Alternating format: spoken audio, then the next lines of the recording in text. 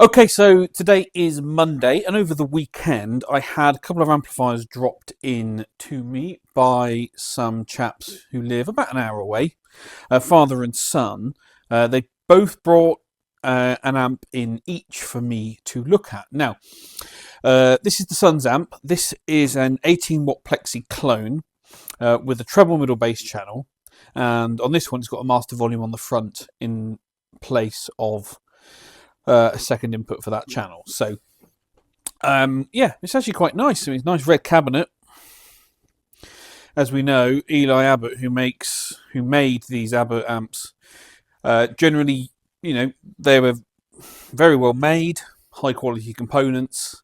It's just that he's given up the game now, so all of his service and repair work has been coming my way, and it seems at the moment I've been getting quite a large share of it. So anyway, yeah, so we need to, what's this in for? Well, he told me on the phone there's no power, no output, it doesn't turn on.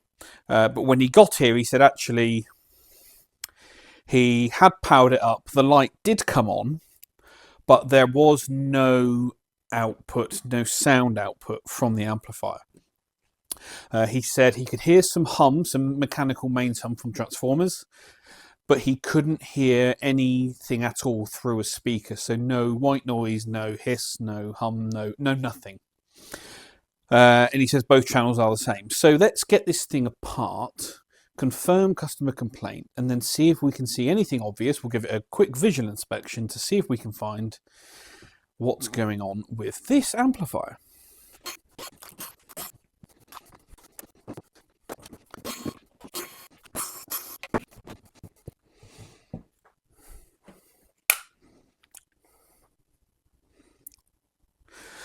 Right, so what do we see?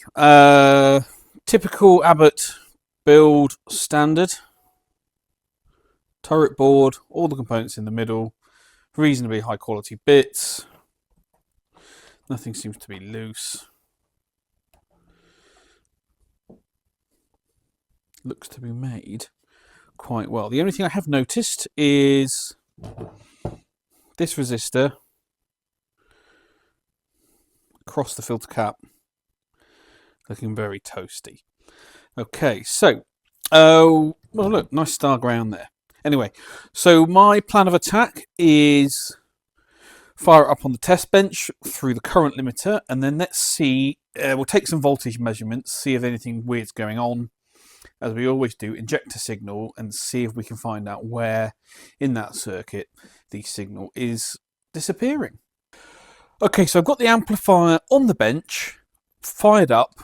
It's currently drawing about 30 watts from the wall.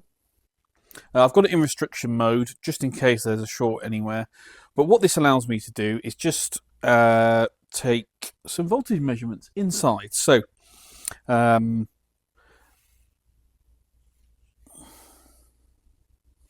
first thing I'm going to do is, here's the rectifier valve, which is an EZ81. And if we look at the pin out of an EZ81, we've got pins 1 and 7 are the high voltage AC taps coming from the power transformer, and pin 3 will be the DC coming off it. So with our meter set to DC, we'll go to pin 3, which is, zoom in for you, 1, 2, 3, this red wire here. And if I just probe that wire, so I'll try and do this one-handed without killing myself. I've got 392 volts coming off the rectifier. Now, if we follow that red wire around, it comes up to our standby switch up here, to this pin at the bottom. There it is, and then out the other side of the switch, which you can measure there. So we've got voltage coming through the switch. Now, just to confirm, if I flick the switch off and measure at the output, you can see the voltage is dropping. So the switch is working. So from that point, the switch goes to our filter can on this side, and if I measure there, there's my voltage, 391 volts or so. From there, you've got your this red lead trailing off underneath the board. That goes to the output transformer. So if I measure the outputs, if I measure the anodes of the EL84s, which will be pin 7, so we'll do this one, 987, this blue wire. You can see I've got high voltage on the output valves. Right. But if we check the other side of this filter can, it's a dual section can, remember we had that toasty resistor, let's measure on the blue wire. I get onto it. We get nothing, 0.837 volts. So there's nothing there. So I think that resistor's blown. Now what will cause that resistor to blow? Don't know. We need to look further into it. The other thing I'm just noticing is, oh no, the preamp valves are lighting up. I just couldn't see, it was very faint. So ignore that. So our 6 volt rail is good. But I think our high voltage rail, I think this resistor's gone. And that's why we've got no voltage throughout the rest of the amp. If I measure across the rail and all the places I would expect to see high voltage, we have nothing. No conduction on the preamp valves because they're not working either. So we need to find out what caused that resistor. It's difficult to get an angle on it for you. There it is. What caused this resistor to go bad? Something downstream of it, so probably a screen short on the output valves, or something similar. Brown, black. Could be red, could be brown, could be black. I think it should be a 1K or a 1K5, so that's what I normally use in these. Anyway, so that's what is now output because there's no high voltage in half of the rail. So I've just printed off a generic 18 watt treble middle bass schematic. This one's for a Trinity amp. I'm not saying that that's what the Abbott amp is based on, but you know, there's not many variations of this circuit, or at least the main architecture will be the same. So we can use it as a basic guide. Anyway, so here is our power transformer. Here's our EZ81 rectifier valve. Got the standby switch, we've tested that, and here's our high voltage wire coming all the way up to this filter cap here, where we measured and we had the voltage we wanted. Here's the red wire that goes off to the output transformer, and we've tested that we get voltage on pin 7 of the output valves. So up to this point it's good. Now this is actually a dual section can, as it is in the amplifier itself, so it's 2 capacitors in one envelope, as you might call it, and across it, in this case it's R, can we get up to it to show you, R28,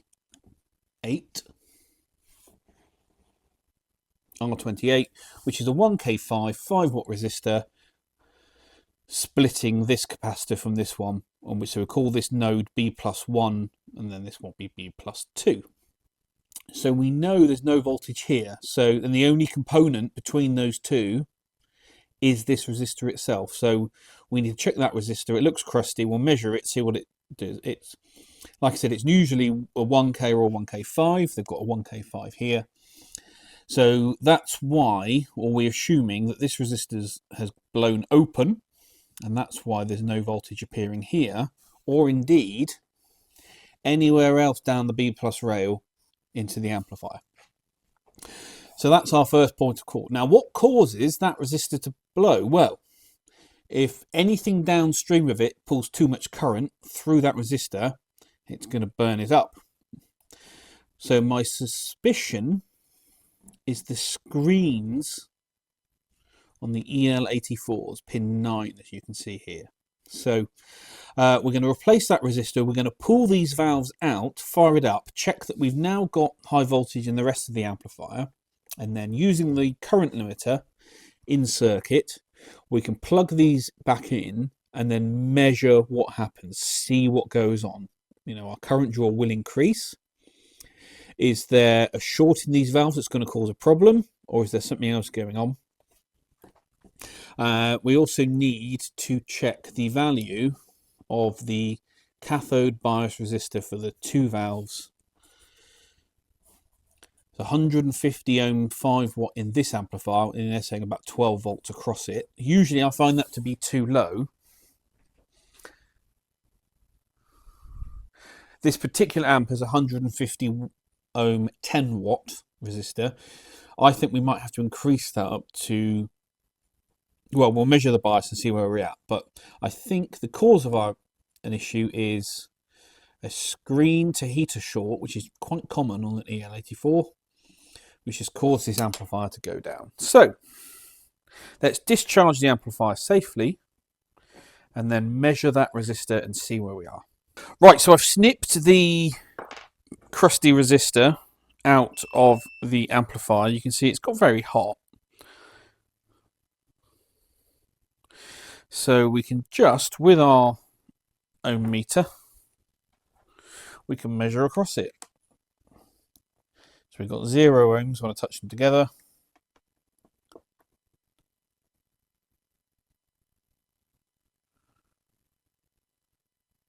.8 meg ohm, 1.9 meg ohm, and rising. This thing is essentially open circuit. Here's a new one.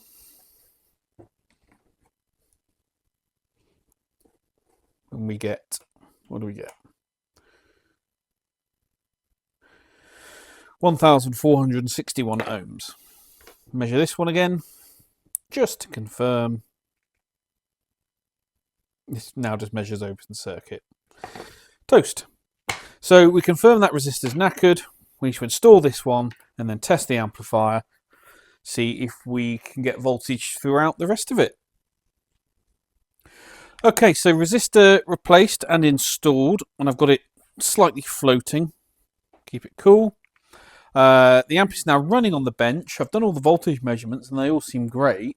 Into the normal channel, just at the point of clipping, we're getting 11 volts, 10.8, 11 volts RMS, which into 8 ohms, what did I say, 11? About 15 watts, which to be honest is about right for these. You need 12 volts to get 18 watts, so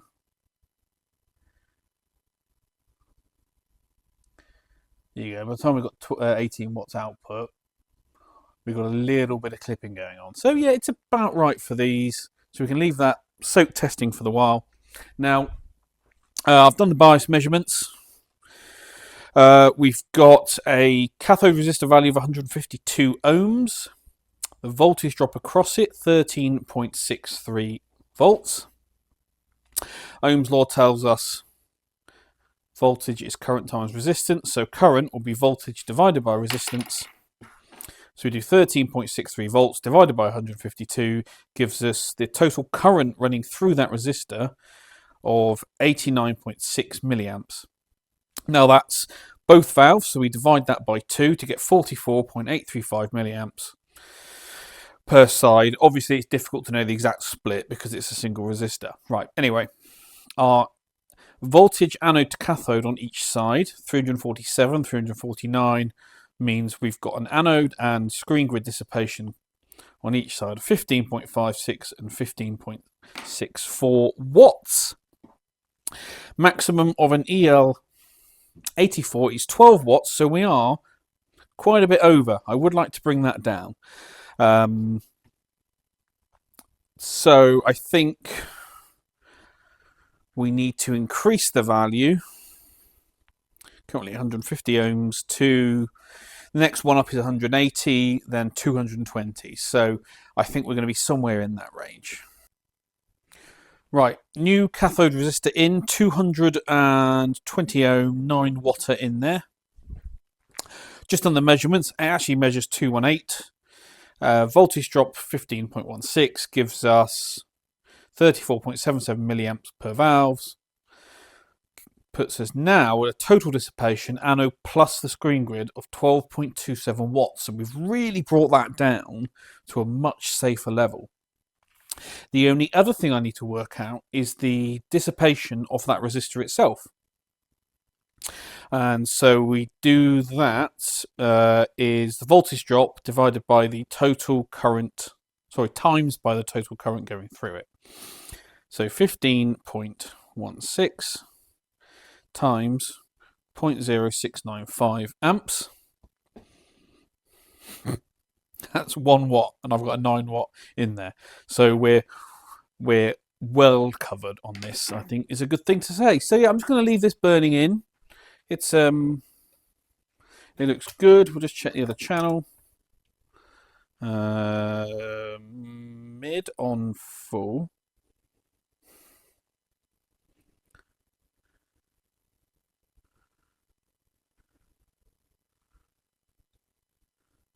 Why are you being weird? There we go.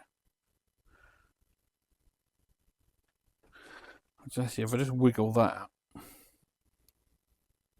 it causes some problems there. So I just need to tighten up that socket, give it a good clean service. But yeah, that's running well now. I'm going to give that a couple of hours burning in. Then we'll heat cycle it, stick it all back together. But I'm happy to say I think this 18 watt is done. I think the output valves were running far too hot. Eventually that resistor got too hot and its resistance increased and increased and increased until the amplifier essentially shut down. So yeah, another 18 watt fixed. Nice output, all running well, job done. Okay, so with the amplifier all assembled back in the cabinet, I've just got it on the test bench here. A subscriber has suggested that I start doing better sound samples of the builds and repairs. So I've ordered a proper mic stand, so you'll laugh at this at the moment. But I've mic'd up my test cabinet. This particular speaker is an Eminence Red Fang. This one on this side is a Celestion V-Type, I think. Anyway, so it's got an SM57 just off centre of the cone, and we will run a loop through it so you can hear what this sounds like.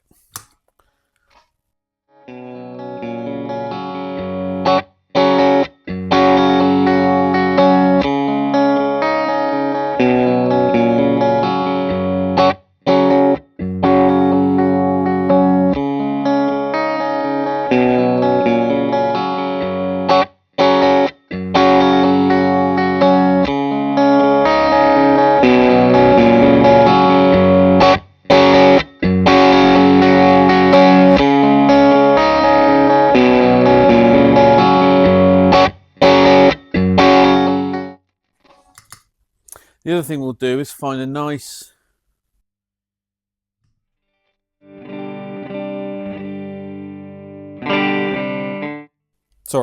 clean loop.